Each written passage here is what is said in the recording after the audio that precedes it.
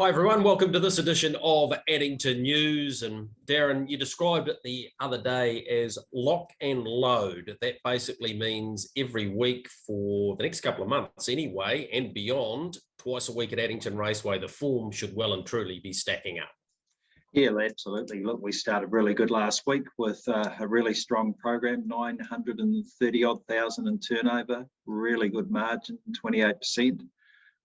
So look, we're really wrapped with that. It was a great night, particularly for a Thursday night. But the numbers were there, and they're there again this week with what pretty much replicates last week, with the greyhounds moving earlier, the rugby being on Friday.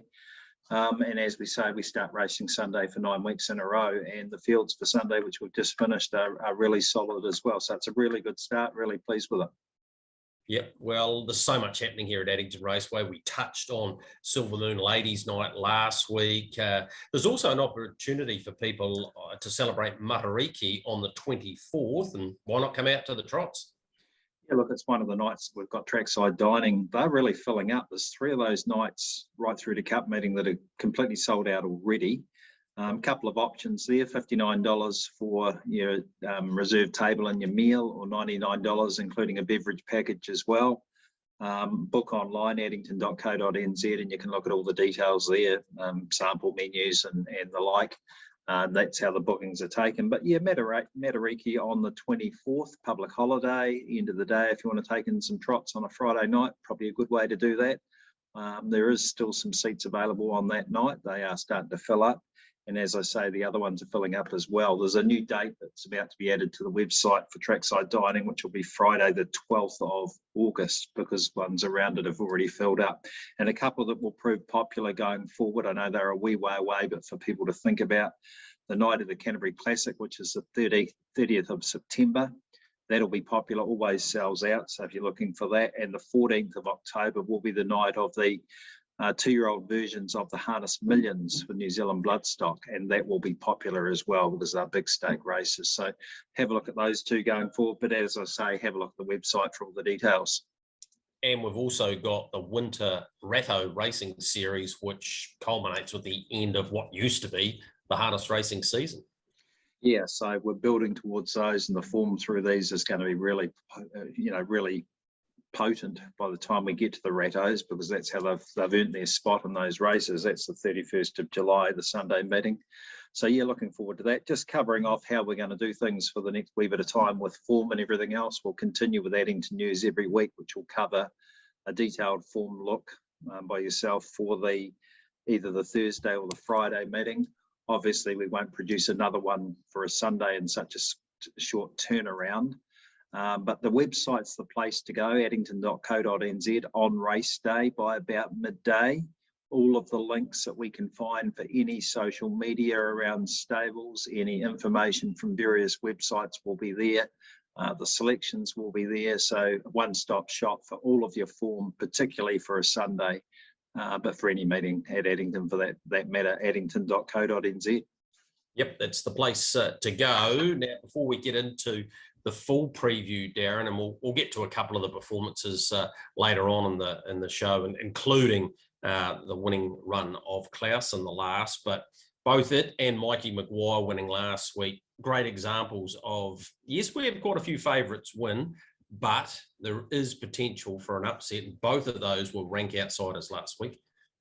Yeah, like he's a good horse, Mikey Maguire. He was in the right race, driven aggressively, and he was just too good. So it was great to see him back in form. He supports a lot of our intermediate grade racing. He's raced back down the grades and back up a wee bit with his rating, but he's a good horse when he's in that sort of vein of form.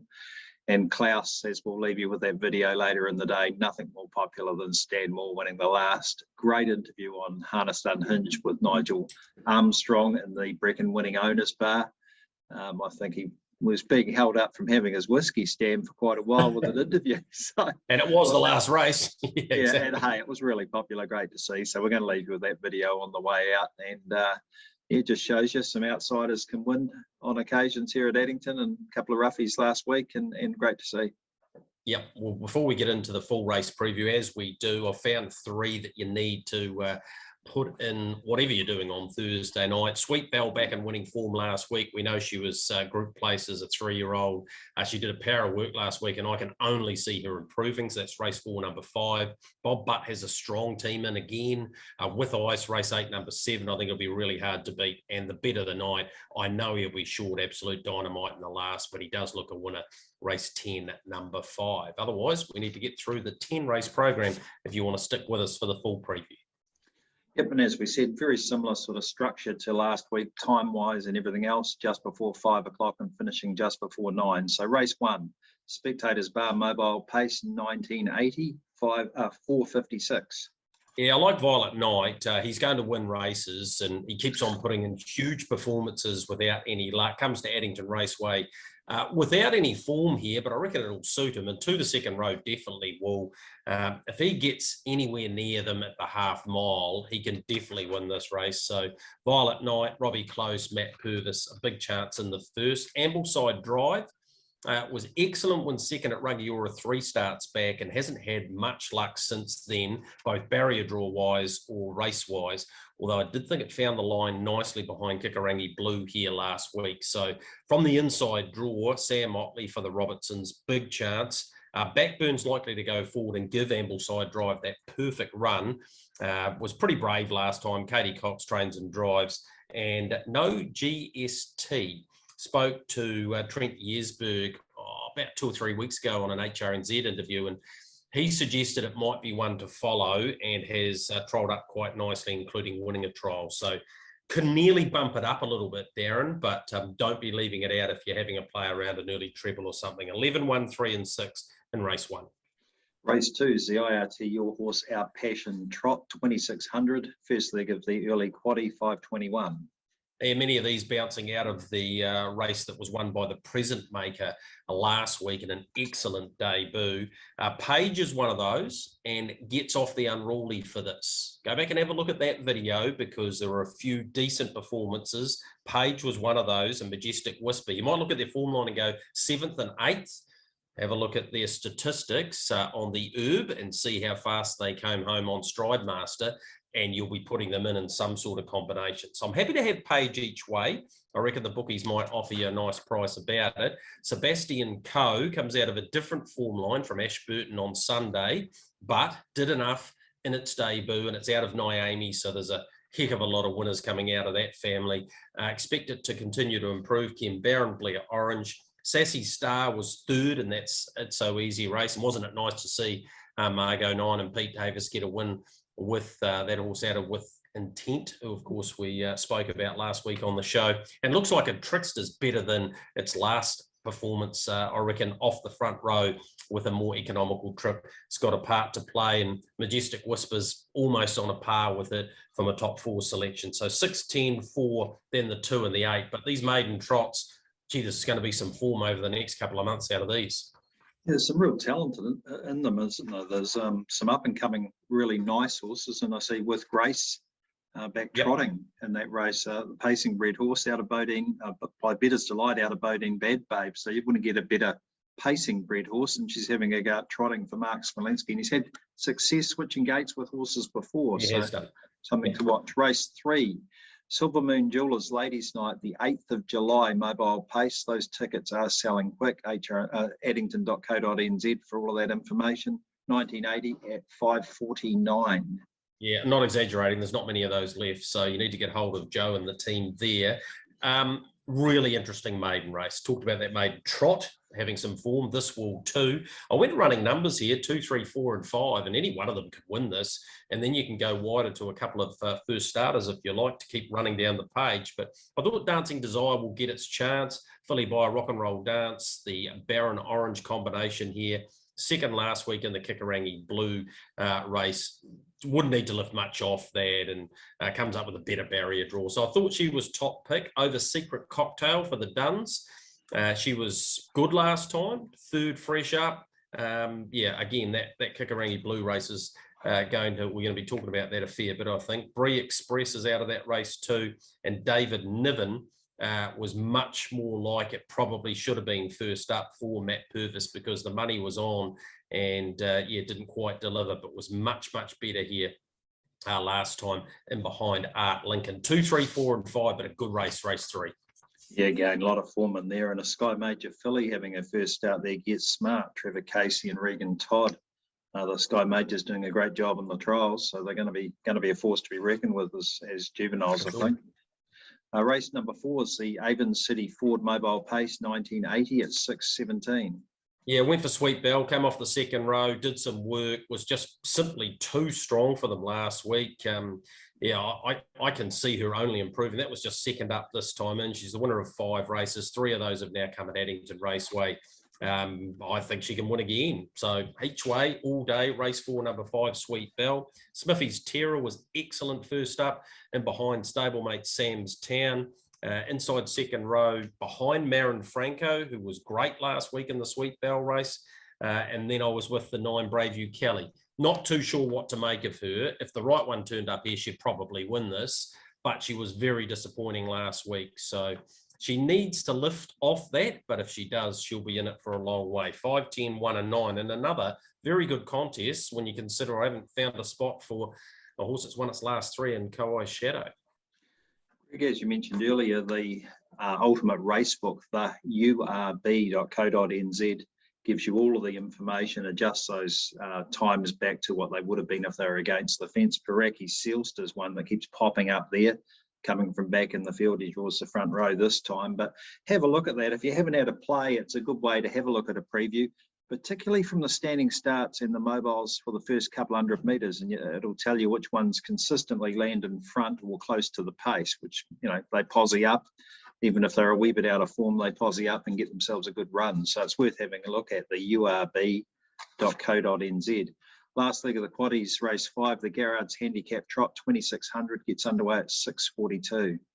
Yeah, I settled on Maui here. Not a horse that I settle on a lot because in his earlier part of his career, often got things wrong. But I'll tell you what, the fresh up run at Ashburton was excellent. He wouldn't need to lift much off that. He's been a winner at Addington before.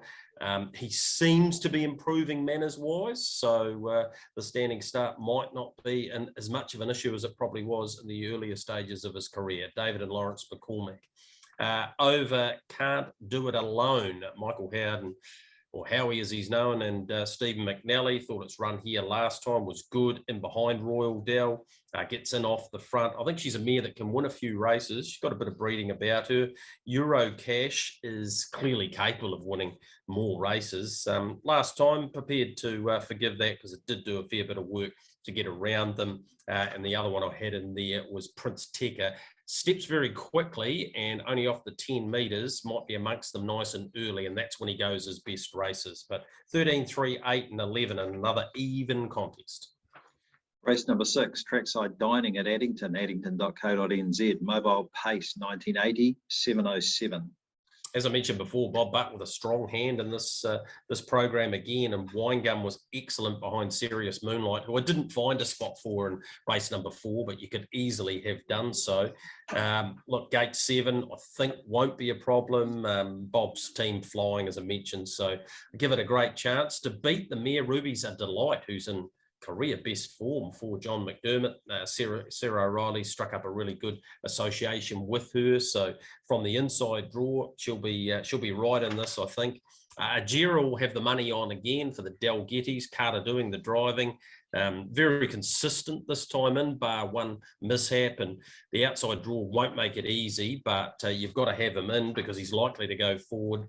And Arabian Blue might be dropped by a few. The standing start last week, first go at that, got it all wrong. Prior 2 runs were good enough to suggest that it could win a race like this and might just slip under the guard. So 7, 1, 9, 11 in the 6th. Race number 7 is the first leg of the late quaddie. Tremendous supporters of Addington Raceway, Hydroflow Mobile Pace. Of course, Ken involved with the Brecon winning owners bar as well with Karen. That race gets underway at 7:33. Yeah, good go this is, but I think Dance Time will get his chance again. Bolted in here 2 starts ago over the 1980, beat Shan Noble. If Shan Noble was in this, probably go round favourite again. He'll hike forward if he gets the lead. He was pretty brave over the 2600, which is not necessarily his ultimate go-to last time. So I think he'll take some beating again. So Dance Time to win. over the dun pair of Heisenberg and Henry Hubert, both racing really well, and Mikey Maguire back in form. But a good race. I know you're keen on Warlock, and as sectionals continue to be nothing short of outstanding, he could win this and not surprise either. But I think dance time, he's not going to cop much pressure, provided he can get past Mikey Maguire at the start. And I think he will, and therefore he becomes the horse to beat. He just gets back off the gate, normally Warlock, and it makes it difficult, but it's just one of those horses that keeps popping up time-wise and going great races. It's difficult for him, but you know, he's an 8-year-old now, but he's doing a nice job, and Wilson House doing a nice job in the bike with the House team. Race number 8, the Dunstan Horse Feeds Handicap Trot, 2600 at 7:58. Yeah, with ice here for me, got pretty close last time in the race, won by Miss Crazed, and is the only horse off 10 metres. I can see Bob putting him in the race, and yeah, if he gets any luck early on, I reckon he can take this out. Repeat Pat got beaten by KRS, who then came out and won that very good race at Ashburton on Sunday. So that form's been well and truly franked. Well, Angus Ladd was an upset winner here 3 starts back. And since then, look, it was 4th in behind Love in the Port, which was a hot race. Love in the Port won by a cricket pitch. And then didn't have much luck last time when it had a gallop. So I'm prepared to forgive it that, and it might be one that slips under the radar too. And Clyde is just racing in super form. Donald Williamson's team going great. So yeah, give it a decent chance too. 7, 4, 3, and 2. And of course, Donald with 2 in it, the Dominator, who got its win last time, is all the way back off 35. It won't be as easy this week. You look, 3 or 4 horses just below the rating 60 for this race that come across to the race to give us a hand and get it underway, and we appreciate that, and we wish all of those people all the best with this race. It's a $15,000 race, and of course, hopefully we've got a mobile next week for these types of horses as well. Race number 9 is the Livermore Mobile Pace, good supporters of the entire industry and Addington Raceway, 1980 at 8:23. Yeah, barrier draws the key here for Morrissey and Cab Callaway. They'll both be on the speed and should fight it out early and late in the piece, I reckon. So you need both of those. Get Back's racing well. Ricky May driving for Murray Edmonds. Last start performance behind Arizona Wildcat was last week and actually fought on really strongly there. And Peyton's Rocks won at Rangiora, and then did some work there at Ashburton and behind Rock and Roll Diva. So yeah, it might be one to spice things up. It's a tricky race, that one. If you're playing your quaddies, go as wide as you possibly can. 2, 3, 5, 11. Last race, as it normally is, race 10, First Direct Taxis Mobile Pace, 1980 at 8:51. Yeah, pretty smart horse and absolute dynamite to take this out. Short odds will be up when the bookies put those out about 4 o'clock on Wednesday evening. Excellent run in the graduation final there at Rangiora behind a smart horse and Wheels of Fortune. Prior run was excellent too, and then it won at Rangiora and did it in great style. So the other 3 runs this time in, I can see another win very much being on the cards on Thursday night. To beat Kikarangi Blue, who was excellent winning last time, beating Dancing Desire, who I think will win earlier on in the program. Franco Stefan had trialled nicely before that first start run and really found the line behind Klaus. That's a video you should probably have a look at. It's going to win a few this time. And Best Trios drawn behind Kikarangi Blue. Here's a horse that just has had no luck barrier draw wise, I reckon, for its entire career, just about. Follows out Kikarangi Blue. It's one where if you have a look at top 2, 3, or 4 in terms of the TAB website, top 4 bet, almost a lock for mine, because it'll be in on the markers, cover no extra work, and it generally has to work in its races, and it'll be finding the line. So make sure you have a look at that option. 5, the best bet of the night to beat 1, 7, and 10. Looks like a great Quinella dozen of the absolute dynamite leads. Kikarangi Blue so good in the hot maiden field last week. So yeah, no, that looks a great way to finish the night. As we always say, spectators open after the last. There's a few in there, still having a bet on some intertrack racing around the world. Actually, the other I think the other good thing, Darren, and whether it's by luck or good management, it's probably a combination of both. But when we're in winter, there's no reason why we should be racing past 9 o'clock. And I think a lot of the participants really appreciate the fact that we're not. It means they're getting home at a reasonable hour. Yes, it's still cool, but back in the day, as you well know, we used to finish at 11:15, and a lot of people weren't getting home till after midnight and then having to turn around and start the stable again in the morning. So yeah, there's an opportunity there for you to grab a quick beer before you tootle off home, and yeah, Spectators is always available for that. So just thought I'd mention that, because a couple had said to me, isn't it great that we're not going beyond sort of 9:30 at absolute worst? Yeah, TAB done a really good job. The schedulers there have reduced those gaps down, particularly noticeable on a Sunday, where you can run a race meeting within 4.5 hours now instead of what used to be 6. A wee bit different in the summer, obviously, when you're out and about and it's a bit warmer. Well, you don't mind it so much, do you? No, if we can get through them relatively quickly, it's really good, and it keeps things ticking over. But we're going to leave you with Klaus winning last week, one of our upsetters. He was the most popular winner, I think that's fair to say, on the night, with Stan and his late wife Bev winning. He bred this one. He bred the dam. He bred the grand dam. Of course, out of that great family with Debbie's Chance, who was successful in and around Neville fillies and the Oaks and things like that. Bob Cameron used to drive her for Stan, and a really popular winner. Getting on a wee bit of age now, I don't think Stan would mind saying, but as sprightly as ever, quick-witted, and yeah, worth having a look at the video on Unhinged as well, that interview in the winning owners bar after the race. But we're going to leave you with Klaus bombing them down the outside, Corbin Newman in the bike, in a really exciting moment last week, and we'll see you on Thursday night. Headed off by Better With Bling, 30.3 the third quarter. Geordie followed the leader up, then Mossdale Mac, wider out, Klaus running on. Better With Bling a length in front, Geordie. Klaus is coming quickly, then Mossdale Mac. Better With Bling leads Klaus and Mossdale Mac. Klaus coming at Better With Bling and Mossdale Mac. They hit the post, dunno. Klaus the outside, Better With Bling the centre, Mossdale Mac the inside, might have missed out, it's close. Fourth then I think Geordie from Addington.